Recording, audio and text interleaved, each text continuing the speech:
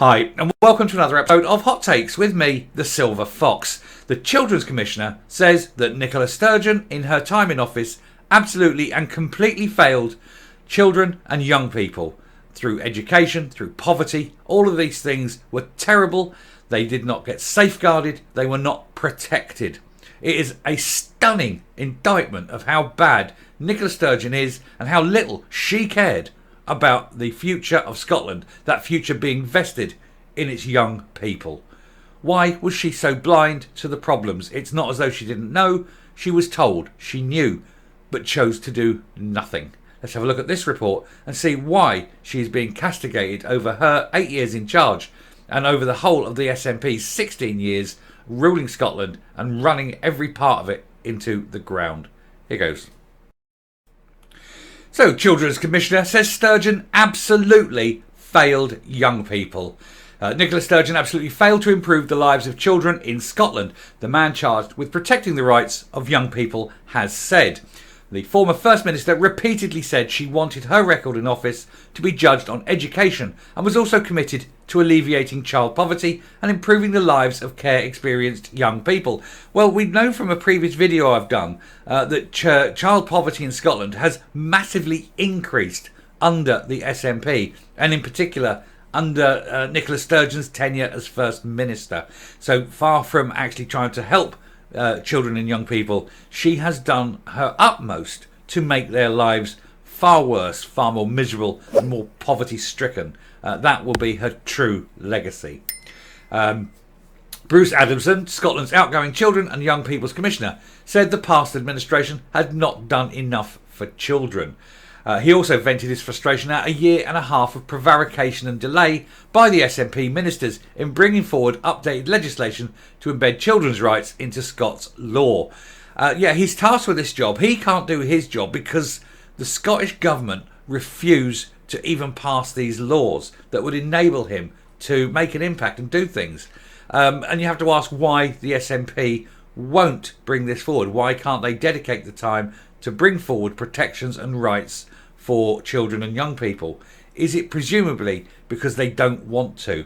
Because if you start putting protections in place for children, it means that people who are in the SNP or teaching unions and things like that, all of a sudden don't necessarily have the freedom to do the things that they want to do to these children in terms of, let's say, agendizing, bringing the agenda in, formally doing things to them that is allowed at the moment that may not pass the bar in terms of legality in future if you bring in these international standards of protection of children.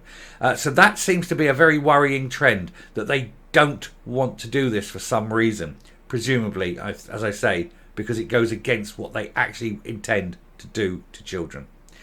He added, I think all of us need to look at what we can do better. We have to acknowledge that the pandemic had a huge impact on children's rights and it had a disproportionate impact on those whose rights were already most at risk. And I think that's a really concerning thing. And I have said before, several times, several videos, that COVID has caused more damage to children than just about anything else, because you weren't getting social workers in protecting vulnerable children. There's children that were harmed, children that possibly even died through that, and that they will never find justice. This is the thing, because Sturgeon insisted on being harsher and tighter than anything in England because she had to be different. She couldn't do the same as England. She couldn't, and in fact England were bounced into doing a lot of things because of her. And you have to ask why. Is it that power mad frustration? Oh, if I can get people to do this, it shows that I'm really in charge.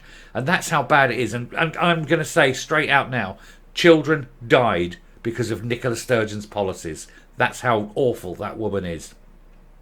Anyway, he continued, we really need a step change in the way that we address these concerns by putting funding into those support services that families need in order to get that early and effective support, because otherwise we end up in a crisis situation which costs a lot more. I'm afraid you're already in that crisis situation.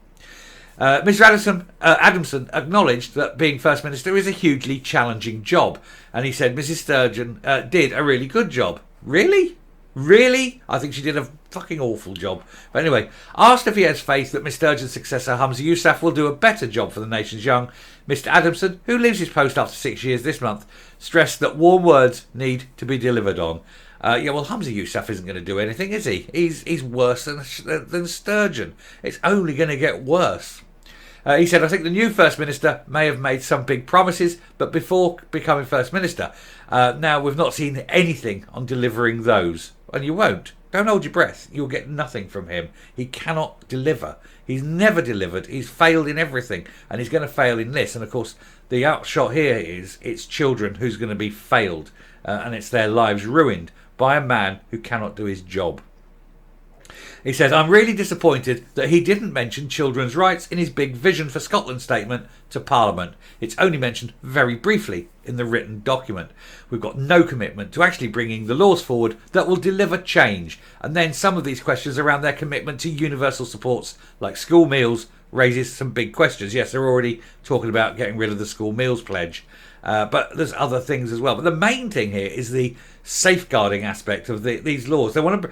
The point being that they say, oh, we're going to bring this in. We're going to be the ones that bring this in and safeguarding, blah, blah, blah. They've looked at what these international standards of safeguarding are, and they realise that actually if they do that, they cannot push their gender agendas. They cannot push their sex education agendas. They cannot push the consent stuff.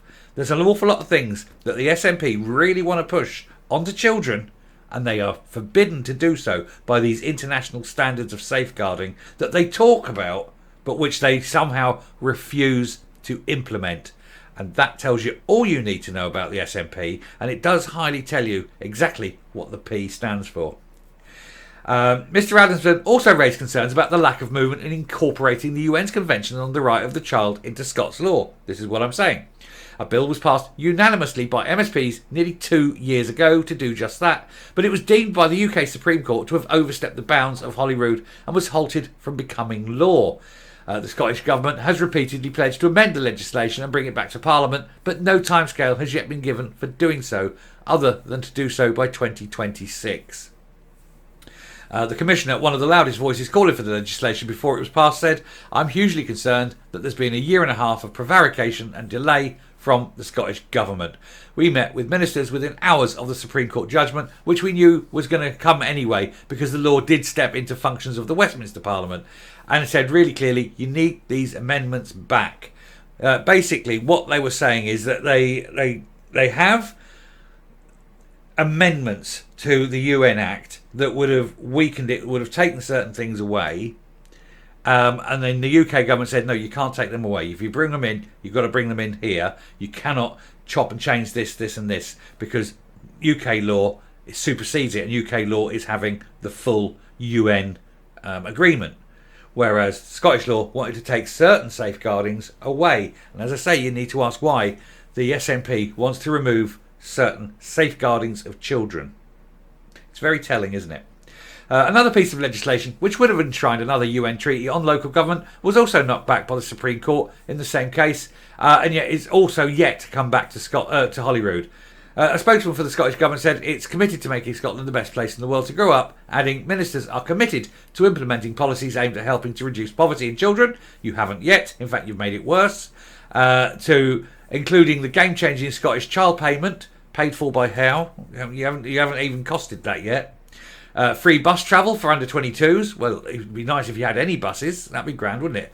Universal free school lunches, which you're already talking about taking away, and free higher and further education, which is now starting to crumble because you are sort of stickler in the mud dogma. I did a video the other day where even the universities are saying we cannot compete unless we charge, because they're losing all the funding's going south because nobody can get on these places. Because it's free, they've got limited places, and they said if they can charge, we can get a lot more in, we can offer more places. The Scottish Government says no, you're not allowed to charge, and so everyone's leaving Scotland, and the whole education system is crumbling even up to university level, which is a very, very weird way of running an education system. But then the SNP kind of really want a dumb population, don't they?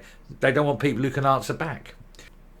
Anyway, the UNCRC bill is a critical piece of legislation that will help respect, protect and fulfil children's rights, and ministers are determined to bring the bill back to Parliament for reconsideration as soon as practicable.